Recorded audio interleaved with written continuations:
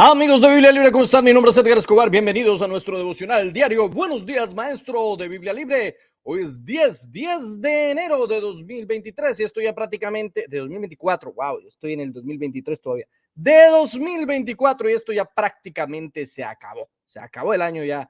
No, un poco exagerado, yo tampoco. Hoy tenemos personas que nos acompañan en esta mañana, personas queridas y amadas que nos acompañan en esta mañana, a quienes voy a estar saludando a algunos. En este momento estamos transmitiendo en vivo por Facebook, por el fanpage, estamos transmitiendo por el grupo también Biblia Libre, estamos transmitiendo inclusive por Instagram en Biblia Libre, porque queremos llegar a más y a más personas con la palabra de Dios y vamos a saludar a algunos de ellos. Gustavo Orlando Guevara, pasa el gatillo más rápido del internet. Dios te bendiga, mi hermanazo. También saludamos por aquí. Voy a saludar a los que me sale el nombre. Hay unos que no me sale el nombre por alguna extraña razón. Jacob Pérez Ponce, buenos días, bendiciones desde Ciudad de México, lindo y querido. También a Carlos Andrés Valdés, buen día, Dios te bendiga, un abrazo grande. Biblia Libre, Rafael Castillo, mi hermano Dani, pastor de Biblia Libre en Rafael Castillo, un abrazo grandísimo, y para su esposa Gise también. Isabel Beckley, yo soy malo en el inglés. Muchas bendiciones también para Isabel. Tenemos aquí, bueno, tenemos a Samantha Álvarez desde Monterrey, en México, lindo y querido. Un saludo grande para toda la gente en México, lindo y querido. También a Daira Taleno, bendiciones. Linton Quiñones Rueda, Dios te bendiga. Claudia Patricia González, bendiciones. Eduardo Elizondo, hola Eduardito, estamos en vivo también por Radio Maranata, que usted puede encontrar por internet. Eduardito, deja ahí el enlace para ver cómo nuestros hermanos en cualquier momento que no puedan conectarse en video, pueden conectarse también por Radio Maranata, que está transmitiendo todo el tiempo nuestros devocionales y nuestra música. Saludos para Luz Marina Rodríguez Camargo, Dios te bendiga y te guarde. Alexito Juárez, Dios te bendiga. Lucita Ortiz, bendiciones. ¿Quién más está por acá? A ver. Aleida Román, Dios te bendiga, gracias por estar con nosotros. Elisa Ferreira, bendiciones. A Leida Román, ya había saludado a Leida. Para todos, Dios los bendiga, Dios los guarde. Gracias por acompañarnos en este día. Y hoy quiero que me escuchen muy bien. Vamos a hacer una oración muy especial. Vamos a orar por el hermano país del Ecuador. Hemos sabido en las noticias las terribles cosas que están sucediendo después de que varios presos en diferentes cárceles se amotinaran y algunos escaparan e incluso se tomaran una cadena televisiva, y han habido muertos y ha habido grandes problemas allí en nuestro país hermano Ecuador. Así que hoy vamos a dejar un poquito, solamente saludé a algunos, me faltaron muchos más, discúlpenme, pero hoy vamos a dejar un poquito los saludos para podernos dedicar a la oración por Ecuador. Así como oramos por Israel, así oramos por Ecuador y así oraremos por cualquier país del mundo. Así que por favor, acompáñenme a orar, a clamar, a rogar al Señor para que haya paz en el Ecuador. ¿Qué le parece si me acompañan? Amado Señor, Rey de gloria, de poder y de majestad, toda gloria, honra y alabanza es solamente para ti.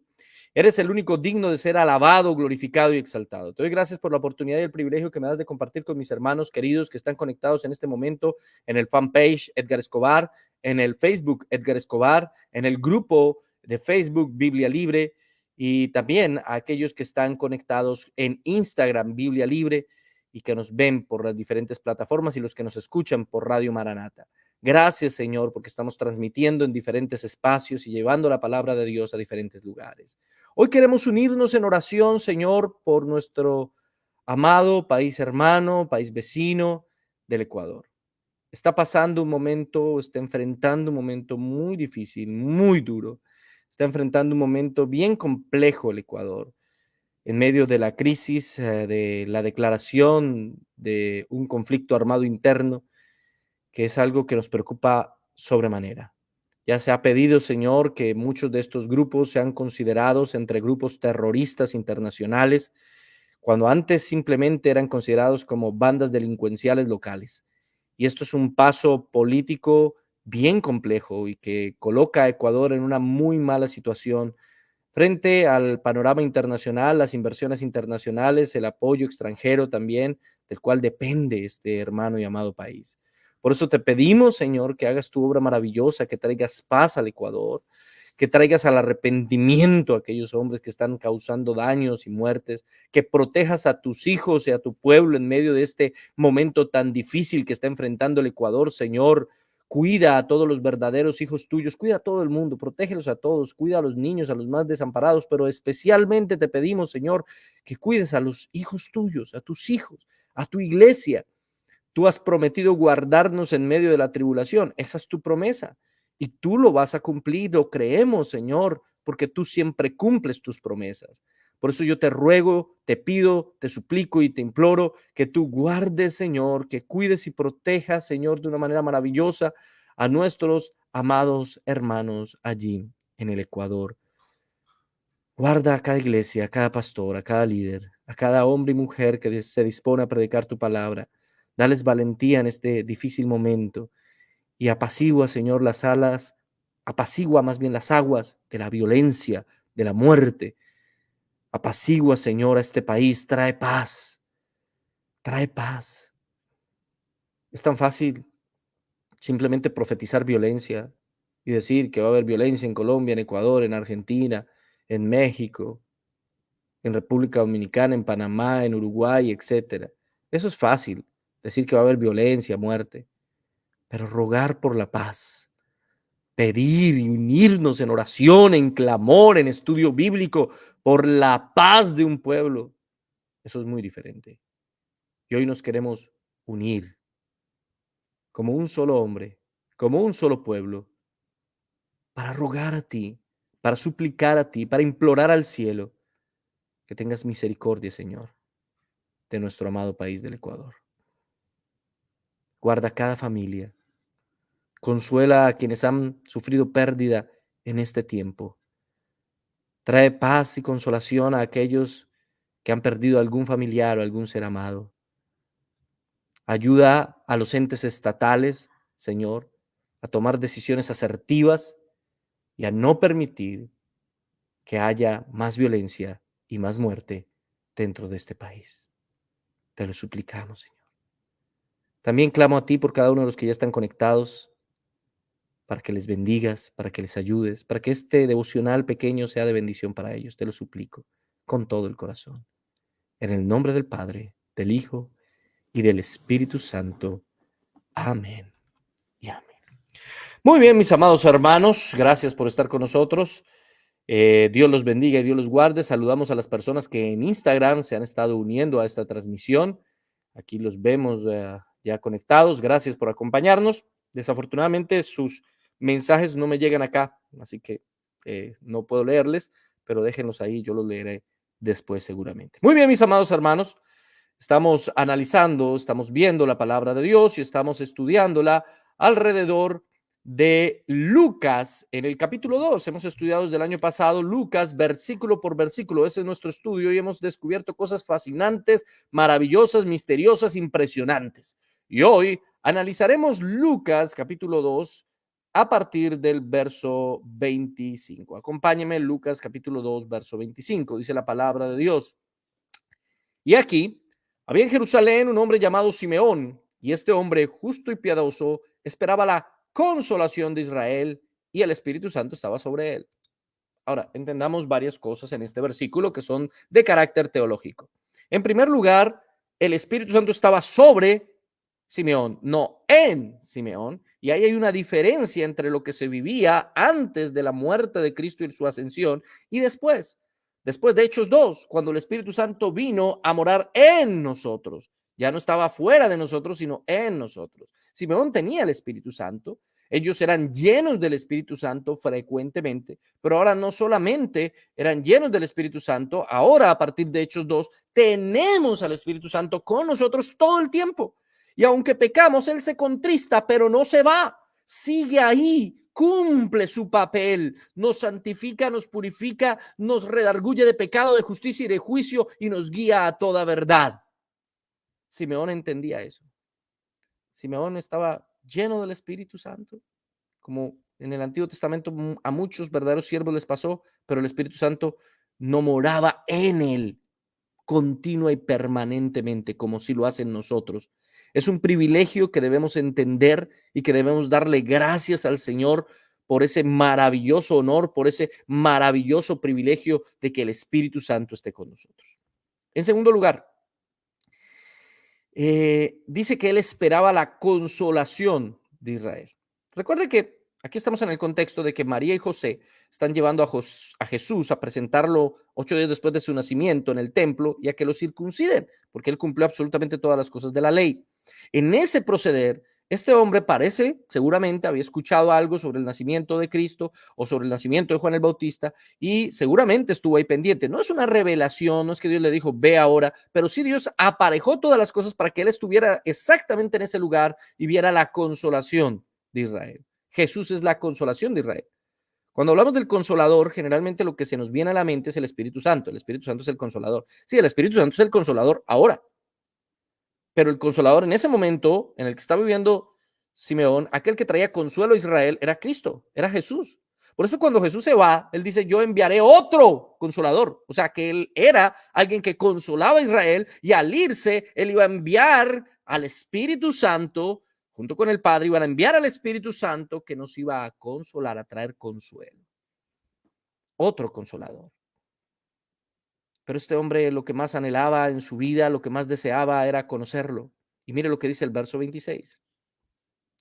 Y le había sido revelado por el Espíritu, esto sí le había sido revelado por el Espíritu, que no vería la muerte antes de que viese al ungido del Señor.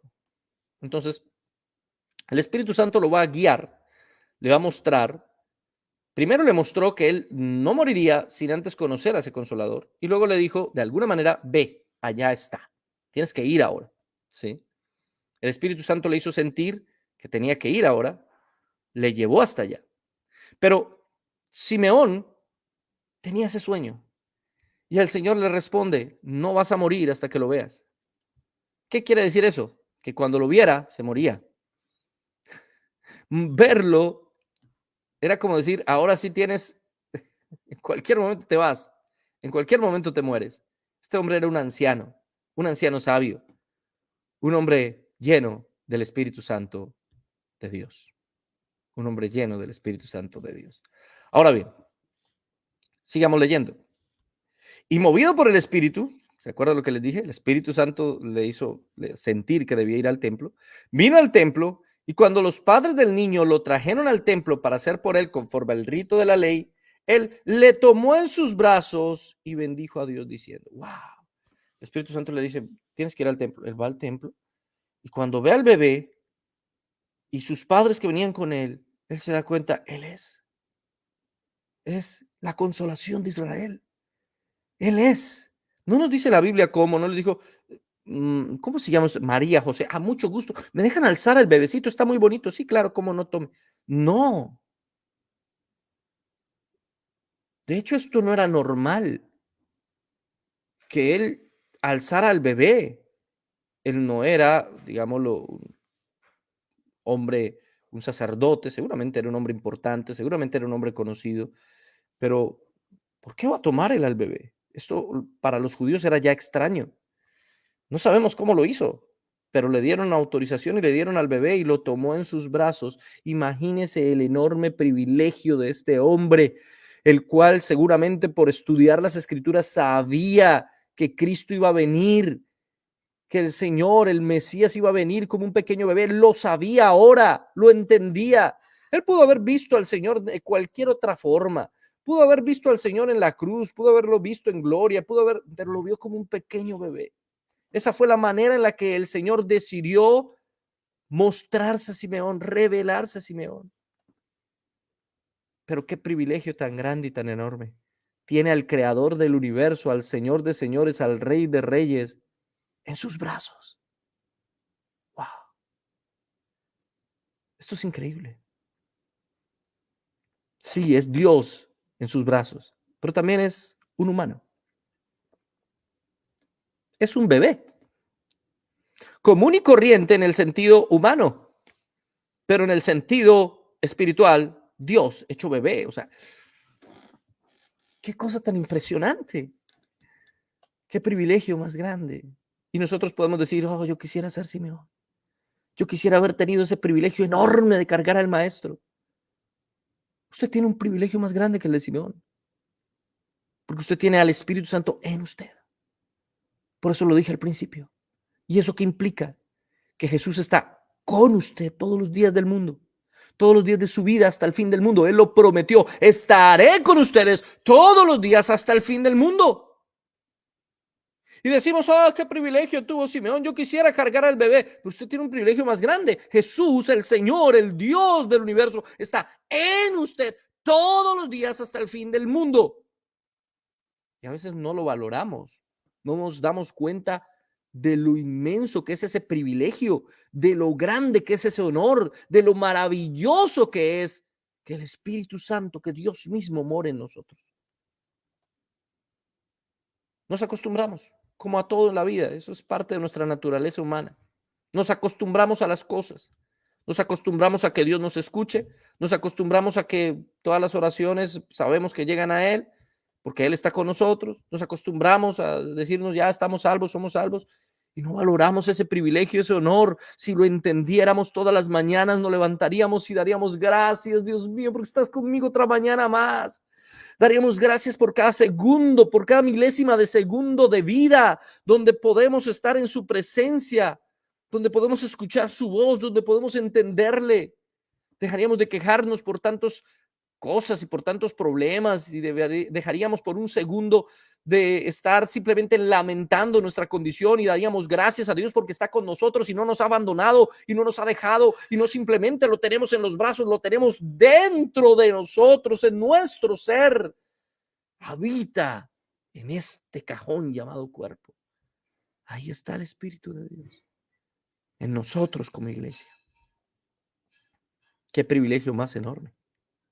Y aquí este hombre entiende el privilegio de solo alzarlo, de solo levantarlo, y dice: esto es un canto. Mire lo que dice esto: ahora, Señor, despides a tu siervo en paz, conforme a tu palabra. Comienza a adorar, comienza a cantar. Es que aquel que se da cuenta del privilegio que tiene al tener al Señor en sí, no tiene otra opción que adorarle, que glorificarle, que exaltarle. Y dice: porque han visto mis ojos tu salvación. Él tiene clarísimo quién es el bebé. Esto es producto de un estudio bíblico, la cual has preparado en presencia de todos los pueblos. Él entiende que la salvación es para todos los pueblos. ¿Cómo podía saberlo? Jesús no había predicado, porque seguramente era un estudioso del Antiguo Testamento. El Antiguo Testamento contiene al Nuevo. Las verdades del Nuevo están implícitas en el Antiguo y explícitas en el Nuevo. Y luego dice el verso 32, luz para revelación a los gentiles. ¿Se da cuenta lo que acabo de decir? ¿Revelación a quiénes? A los gentiles. Y gloria de tu pueblo, Israel. ¿Qué opción tuvo? Cantar. ¿Sabe usted que el libro de Lucas, el Evangelio de Lucas, es el evangelio que registra más cantos? Vamos 2 capítulos y van 4 cantos. 2 capítulos y 4 cantos. ¿Y cuándo se cantaba? ¿Cuándo cantaban los israelitas? Glorificaban a Dios por medio de cantos cuando sabían una victoria. ¿Se acuerda usted de María o Miriam, la hermana de Moisés? Después de cruzar el Mar Rojo, toma un pandero y con las mujeres comienzan a danzar y a cantar y a glorificar al Señor. Ellos cantaban antes de la batalla y después de la batalla. Ellos cantaban incluso durante la batalla. Glorificaban al Señor porque sabían que ya tenían la victoria si glorificaban al Señor. Y siempre que glorificaron, obtuvieron la victoria. Siempre en las Escrituras. Mira a Josafat. Vienen los del monte de Seir, los amonitas y los moabitas reunidos como un solo ejército a destruirlos, unos por un lado, otros por otros y otros por otro. Y cuando ellos comienzan a cantar y a glorificar al Señor, las emboscadas de estos pueblos se confunden y piensan que el otro es Israel y se matan entre ellos. ¿Cuándo sucede eso? Cuando ellos comenzaron a glorificar al Señor por medio de cantos. Un verdadero cristiano canta y glorifica y adora al Señor y levanta su voz sin importarle que sepa o no sepa cantar, que sepa o no sepa interpretar un instrumento musical. Eso es lo de menos, pero es que Él es digno de que todas las naciones le alaben, que todos los pueblos te alaben, que todas las naciones te coronen rey y digan que tú eres poderoso. Él es el rey. Mientras viva, la adoraré. Mientras tenga voz, mis labios la alabarán. Mientras haya aliento en mi cuerpo, le glorificaré. Conocer a Cristo te lleva a adorar a Cristo. ¿Cómo sabes que alguien es simplemente un religioso y que no es un verdadero cristiano? Porque en vez de adorar a Cristo, solamente lo ve como un cajero, como un bombero que apaga incendios, los incendios de su vida, como el policía que lo cuida cuando él necesita, lo ve así, y no como el ser todopoderoso que merece ser adorado y glorificado, pase lo que pase. El verdadero cristiano adora y glorifica, pase lo que pase. Cuando las cosas van bien, adora. Cuando las cosas no van tan bien, sigue adorando. Cuando tiene éxito, adora. Cuando tiene fracasos, adora. En todo tiempo y en todo lugar, esos son los verdaderos adoradores que el Padre busca que le adoren. Esos son los verdaderos adoradores. Pero solo los que piden, solo los que dicen necesito, necesito, necesito, me hace falta, me hace falta, me hace falta. Esos no son verdaderos adoradores. Esos son falsos adoradores. Mis amados hermanos, seamos nosotros verdaderos adoradores y adoremos al Padre en espíritu y en verdad. Entonces se levanta este canto que demuestra un conocimiento de quién es Jesús, porque cuando cantamos debemos saber a quién le estamos cantando. ¿Para qué estudia uno la Biblia? Para conocer a Dios. Quiero saber quién es, cómo actúa, cuál es su forma de ser. Es una persona, por lo tanto tiene personalidad. Quiero conocerlo. Y solo conociendo a alguien puedo adorarlo, porque adorarlo significa amar más allá del extremo. Yo no puedo amar algo que no conozco. Por eso los enamorados que solamente se dan besitos y no hablan y no se conocen y no conocen la forma de ser del otro y no se han visto ni siquiera en persona, como está tan de moda hoy en día simplemente tener amor de internet. Eso no es verdadero amor. Si no se conocen, hay que conocerse. Está bien que uno por internet puede interrelacionarse y pues puede comenzar un gusto importante ahí, pero hay que conocerse presencialmente. Si yo no conozco a alguien en todo sentido, no conozco cómo piensa, cómo siente y cómo es, ¿cómo puedo decir que lo amo o la amo? Yo amo a alguien solamente en el sentido de que lo conozco y en ese momento puedo mostrarle mi amor. Lo mismo pasa con el Señor, pero el amor hacia el Señor debe ser más grande, no debe ser simple amor, sino debe ser ese ágape, ese amor que solamente Él coloca en nuestro corazón. Y la única manera de amarle y adorarle es conociéndolo. Y la única manera de conocerlo es por medio de la Escritura. Este hombre lo conocía por medio de la Escritura, por eso sabía tan claramente quién era y qué iba a hacer. Simeón es muestra de eso. Es un anciano sabio. Ahora mire, verso 33. Verso 33. Y José y su madre estaban maravillados de todo lo que se decía de él. ¡Wow! Con todo y que el ángel les dijo quién era, aún así se maravillaban. Y dice el verso 34, y los bendijo Simeón, Dios los bendiga. Y dijo a su madre, María, escuche esto, he aquí, este está puesto para caída y para levantamiento de muchos en Israel, y para señal que será contradicha. Y una espada traspasará tu misma alma para que sean revelados los pensamientos de muchos corazones. ¿Para qué está puesto Jesús? Para levantamiento y para caída y levantamiento de muchos en Israel. ¿Está hablando de que los mismos que se caen se levantan? ¿O está hablando de que unos se caerán y otros se levantarán? Bueno, cualquiera de las dos es válida. El caso es que unos van a ser beneficiados por lo que Jesús iba a hacer y otros iban a ser perjudicados, y eso sigue siendo igual hoy en día. Para quienes creemos en Cristo, Cristo es nuestra más grande ganancia, nuestro tesoro más grande, nuestra alegría más profunda. Pero para aquellos que no tienen fe en Cristo, Cristo es el fuego consumidor. Cristo es el juicio. Cristo es la sentencia y la paga de su pecado. Por eso es mejor creer que no creer. Está para que unos caigan y otros sean levantados. Y después dice, y para señal que será contradicha. Le está diciendo a María, María, tu hijo va a ser una contradicción para muchos. Va a levantar polémica tu hijo. Y así fue. Jesús fue polémico durante toda su vida y durante todo su ministerio. Y hubo muchos que lo amaron y lo siguieron y muchos otros lo odiaron y buscaron matarle hasta que lo mataron. ¿Sabe por qué? Por decir la verdad. Porque cuando usted dice la verdad, hace enemigos. Si usted no dijera la verdad, no haría enemigos. Si usted dice lo que cada quien quiere escuchar, la mayoría van a ser sus amigos. Pero si usted dice la verdad, la mayoría seguramente serán sus enemigos. Jesús dijo la verdad. Él era la verdad. Él es la verdad. Y por eso dice Simón que esa señal sería contradicha. Sería una contradicción, dice en el griego original.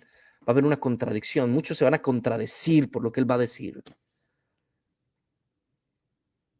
Spurgeon, cuando enviaba a sus discípulos a predicar, cuando hay una anécdota, llegaban los discípulos y Spurgeon les preguntaba, ¿cuántos enemigos hicieron en la predicación? Si alguno le contestaba, no, no hice ningún enemigo, Spurgeon le decía, predicaste mal, vuelve a hacerlo. Es una anécdota de Spurgeon. Predicaste mal, vuelve a hacerlo hasta que hagas enemigos. Porque la predicación verdadera de la palabra de Dios inevitablemente hace que hagamos enemigos. Porque la gente quiere más escuchar lo que les trae a ellos, ¿cierto? Consolación y todo eso. Y no la verdad de las escrituras. Lo que realmente dice y enseña la palabra del Señor. Ahora bien, no se queda ahí. Simeón le termina diciendo a María, y una espada traspasará tu misma alma, para que sean revelados los pensamientos de muchos corazones. Wow. Esto parece una profecía, tal vez lo es. Una espada traspasará tu propia alma. En lo particular, pienso que este hombre simplemente la tenía clara, porque era un estudioso de la palabra de Dios, era un estudioso bíblico y sabía que el Mesías tenía que morir. Eso no estaba oculto en el Antiguo Testamento. Pero la gente prefería creer en un Mesías guerrero que en un Mesías sufriente. Porque las dos profecías están en el Antiguo Testamento. Es decir, el Antiguo Testamento nos habla de un Mesías guerrero, triunfador, victorioso, que gobernará sobre el mundo. Claro que sí, eso habla el Antiguo Testamento. Pero también habla del Mesías sufriente. Algunos judíos incluso durante la historia se han confundido en eso y piensan que van a haber dos Mesías, uno que sufra y uno que sea guerrero. Otros dicen que no, que simplemente él va a ser el guerrero, porque la gente cree lo que quiere creer, lo que le conviene creer. A los judíos les conviene creer que Jesús no es el Mesías. Por eso no quieren admitirlo, no lo van a admitir nunca, van a buscar todas las argumentaciones que puedan en contra de la naturaleza de Cristo. Prefieren creer en lo que ellos quieren, el Mesías guerrero. Jesús será el Mesías guerrero cuando vuelva, pero en su primera venida fue el Mesías sufriente.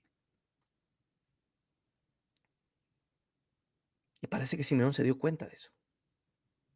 Y le dice a María, ¿por qué a María y no a José? Porque José va a morir y no se va a dar cuenta de eso. Pero María sí. María va a estar frente a la cruz.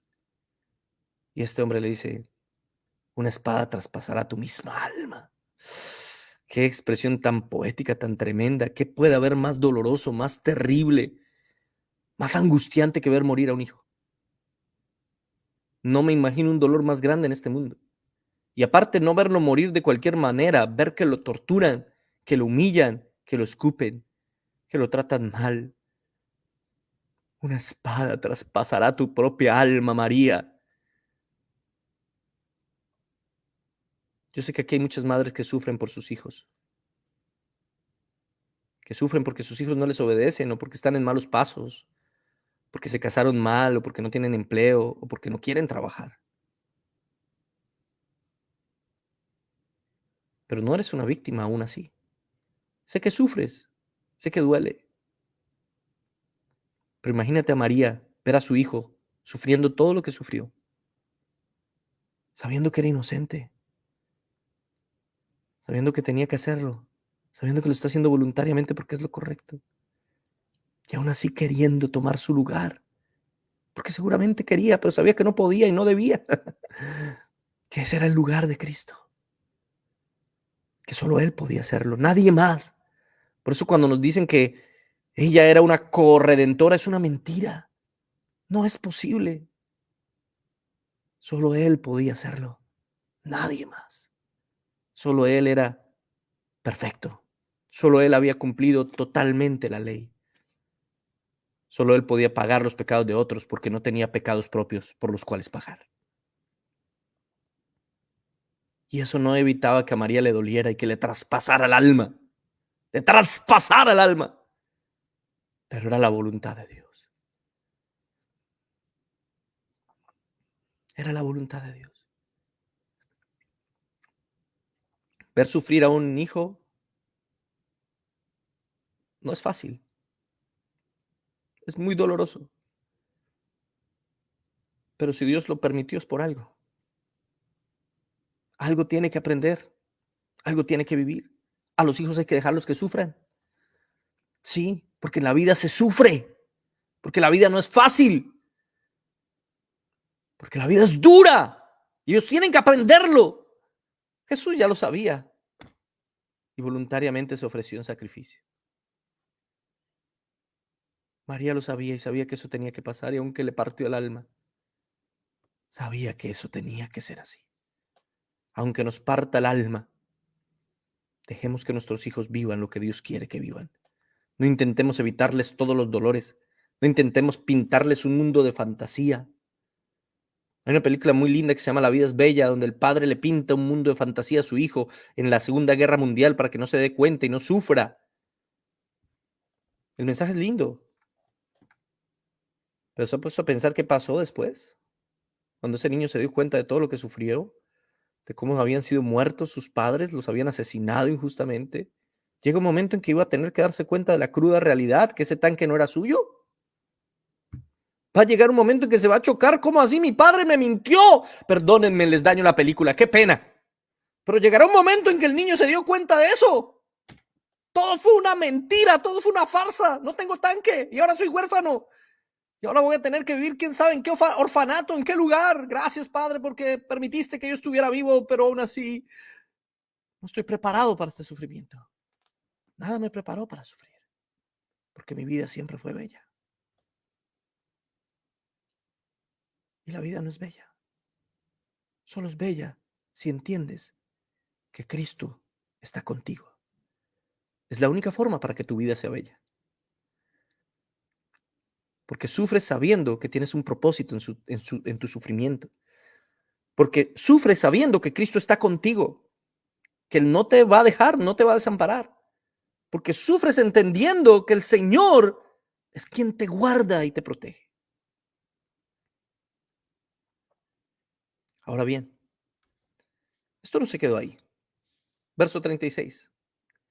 Estaba también allí Ana, profetisa, hija de Fanuel, de la tribu de Aser, de edad muy avanzada, pues había vivido con su marido 7 años después de su virginidad, y era viuda hace 84 años, y no se apartaba del templo sirviendo de noche y de día con ayunos y oraciones. Wow. Aquí Lucas nos presenta a otro personaje. Este personaje es Ana. Ahora, Ana parece provenir de una buena familia porque nos dice, es hija de Fanuel, de la tribu de Aser, es decir, se conocía la genealogía. Eso no era muy común. No todo el mundo la conocía. Sí, intentaban guardarla todavía. Podemos encontrar la genealogía de María, por ejemplo, o la de José. Pero el hecho de que la mencione, cosa que no hizo, por ejemplo, con Simeón, nos da a entender que era una mujer, bueno, de una buena familia. No necesariamente adinerada, pero sí de una familia reconocida por todo el mundo. Y era ya una viejita. Llevaba 84 años, había vivido 7 años con su marido y además de eso, si calculamos, se casaría por ahí como todas las mujeres de la época a los 14 o 15 años. Es decir, esta mujer tenía más de 106 años. Así. a ojo de gran cubero, como dicen por ahí. Aproximadamente 106 años tendría esta mujer. Era una anciana, que después de que su marido muere se dedica a servir al Señor. Era una sierva del Señor. Y era llamada profetisa. ¿Por qué? Y esto es extraño, ya que la Biblia nos narra que hubo un silencio de Dios hasta Juan. ¿Por qué era profetisa entonces Ana?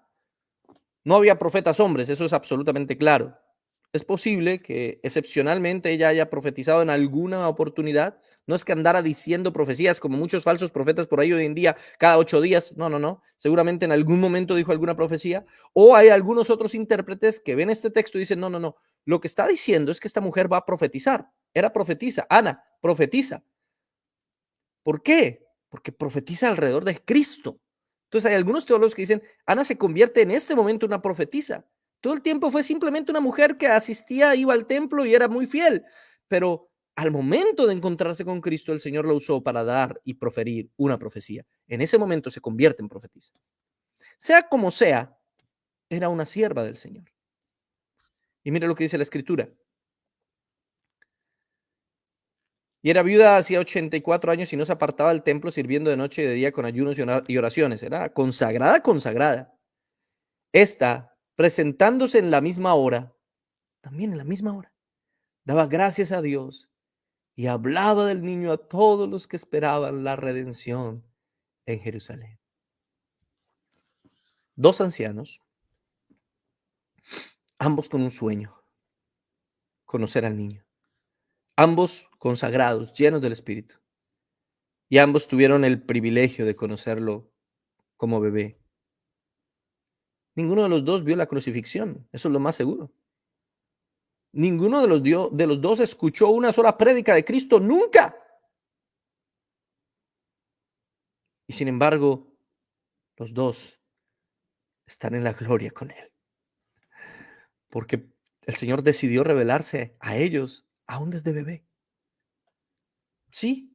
¿Y por qué a ellos y no a otros ancianos? ¿Porque eran muy consagrados? Posiblemente. Y también porque Dios decide revelarse a quien quiere, como quiere, cuando quiere y porque quiere. Porque es Dios. Sí, hay personas que tienen más iluminación que otras. Hay personas que tienen más dones que otros. ¿Y es por eso Dios injusto? No. Porque Él se manifiesta a quien quiere. Él es Dios. No hay injusticia en Dios. Cualquier mínimo atisbo de iluminación divina que nosotros podamos tener ya es misericordia pura. Pero ¿por qué otros viven experiencias? ¿Y por qué otros saben tanto de la Biblia? ¿Y por qué otros sí pueden ser pastores y a mí Dios no me quiso llamar? ¿Y por qué otros? ¿Por qué? Porque Dios es Dios y Él hace lo que quiere. Da gracias de que le conoces. Eso es ya bastante privilegio para ti. Quienes tenemos la oportunidad de predicar la palabra de Dios es un enorme privilegio, pero además de eso es una tremenda responsabilidad que a uno le invade de temor, de ese temor reverente de no fallarle, porque cada palabra que sale de nuestra boca es a sí mismo condenación en nuestra propia contra. Por eso un predicador debe entender lo necesario que es vivir en santidad. Y hoy es lo que menos vemos. Hace poco saqué un video de un pastor con unas fotos en un lugar pues del lenocinio, parece. Muchos me dijeron que era un montaje y me mandaron las fotos supuestas del montaje. Envié las fotos a especialistas que trabajan con Revista Semana y que han trabajado en preimpresión y preprensa y todo ese tipo de cosas. Y al analizarlas, hasta ahora, todavía falta que me den más información, pero hasta ahora lo que me han dicho quienes saben es que no, que la foto del montaje es la otra, donde no aparece el pastor. Eso es lo que me han dicho hasta ahora.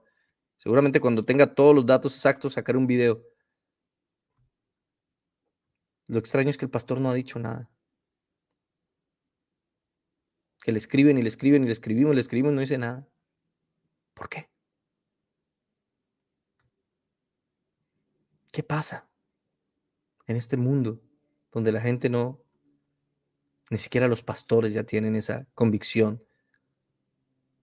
Y lo increíble aquí es que ellos fueron al templo, presentaron al niño, ningún sacerdote les dijo nada, ningún líder religioso les dijo nada, y dos ancianitos humildes ¿Se dieron cuenta quién era el niño? Sí, a veces Dios da más luz. De hecho, Dios da más luz a los humildes, a los quebrantados de corazón, a aquellos que reconocen su pequeñez ante su grandeza. Por eso daré gracias al Señor.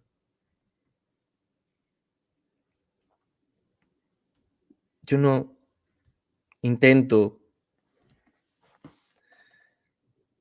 ser un pastor, un gran líder. No me importa si la gente me dice pastor, profeta, ministro. Generalmente les digo, dígame Edgar, así me llamo.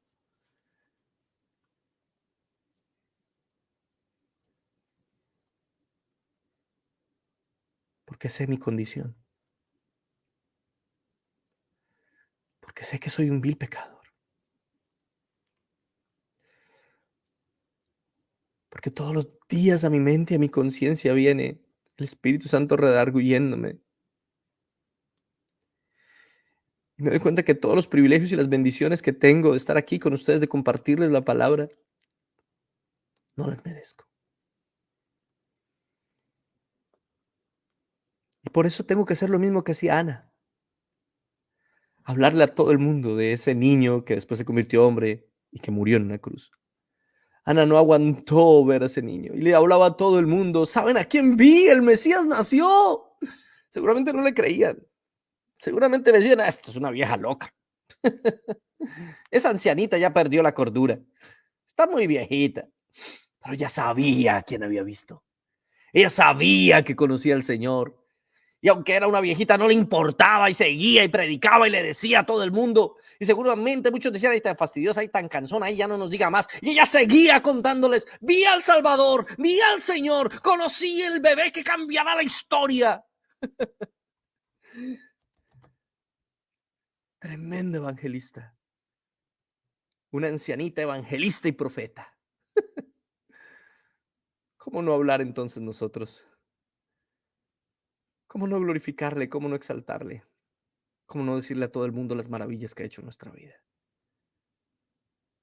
Terminemos. Finalmente, verso 39 y 40. Después de haber cumplido con todo lo prescrito en la ley del Señor, volvieron a Galilea, a su ciudad de Nazaret. Y el niño crecía y se fortalecía y se llenaba de sabiduría, y la gracia de Dios estaba sobre él. Volvieron, cumplieron todo, porque el Señor tenía que cumplir toda la ley. Y hay algo muy interesante. Jesús crecía, se fortalecía, se llenaba de sabiduría. Tremendo. ¿Qué quiere decir? Que Jesús no se las sabía todas. Pero sí es Dios, sí, pero también es hombre. Él no era un super bebé, él no era un super niño, no fue un super hombre. Decir eso es una herejía. Él es 100% hombre, pero también es 100% Dios.